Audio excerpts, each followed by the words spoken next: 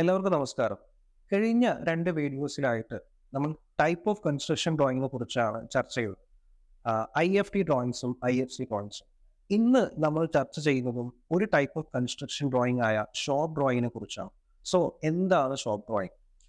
IFC drawing നമ്മളോട് communicate ചെയ്യുന്നത് എന്താണ് സൈറ്റിൽ ചെയ്യേണ്ടത് എന്നുള്ളതാണ്. പക്ഷേ ഷോപ്പ് ഡ്രോയിങ് നമ്മളോട് കമ്മ്യൂണിക്കേറ്റ് ചെയ്യുന്നത് ഇത് എങ്ങനെയാണ് സൈറ്റിൽ എക്സിക്യൂട്ട് ചെയ്യേണ്ടത് എന്നുള്ളതാണ്. സോ നമ്മുടെ സൈറ്റിലുള്ള എഞ്ചിനീയേഴ്സും അല്ലെങ്കിൽ സൂപ്പർവൈസേഴ്സുമാണ് ഒരു ഒരു സ്ട്രക്ചറിനെ എക്സിക്യൂട്ട് ചെയ്യുന്നത്. ആസ് പെർ ഡ്രോയിങ് പ്രൊജക്റ്റിൽ എക്സിക്യൂട്ട് ചെയ്യുന്നത് സൈറ്റ് എഞ്ചിനീയേഴ്സോ അല്ലെങ്കിൽ സൂപ്പർവൈസേഴ്സോ ആണ്. സോ ഈ IFC ഡ്രോയിങ്ങിൽ നിന്നും അവർക്ക് പെട്ടെന്ന് ഒരു സംഭവത്തെ മനസ്സിലാക്കിയെടുക്കാൻ കഴിയില്ല. സോ അതിന് അവർക്ക് മനസ്സിലാകുന്ന രീതിയിൽ കൂടുതൽ ഡീറ്റെയിലിംഗ് ചെയ്തെടുക്കുന്നതാണ് ഷോപ്പ് ഡ്രോയിങ്ങിലൂടെ നമ്മൾ ചെയ്യുന്നത്.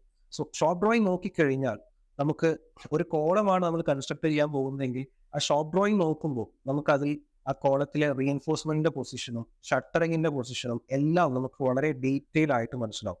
സോ അറ്റ് എ ഗ്ലാൻസ് ഒരു ഷോപ്പ് ഡ്രോയിങ് നോക്കുന്ന സൂപ്പർവൈസർക്ക് എന്താണ് ആക്ച്വലി സൈറ്റിൽ ചെയ്യേണ്ടത് നമുക്ക് മനസ്സിലാവും. പക്ഷെ IFC ആണ് അവർക്ക് നോക്കുന്നത് എങ്കിൽ IFCയിൽ നമുക്ക് പ്ലാനും സെക്ഷനും എലിവേഷൻസും ഒക്കെ പല പല ഡ്രോയിങ്സിൽ പല ഭാഗത്തായിട്ടാവും കിടക്കുന്നുണ്ടാവും. ഇതിനെല്ലാം കൂട്ടിച്ചേർത്തിട്ടാണ് നമ്മൾ എന്ത് ചെയ്യുന്നത്, ഒരു ഷോപ്പ് ഡ്രോയിങ് പ്രിപ്പയർ ചെയ്യുന്നത്. സോ ഷോപ്പ് ഡ്രോയിങ് എന്താ എന്നുള്ളതും അതിന്റെ പർപ്പസിനെ കുറിച്ചും എല്ലാവർക്കും മനസ്സിലായെന്ന് വിചാരിക്കുന്നു. Thank you.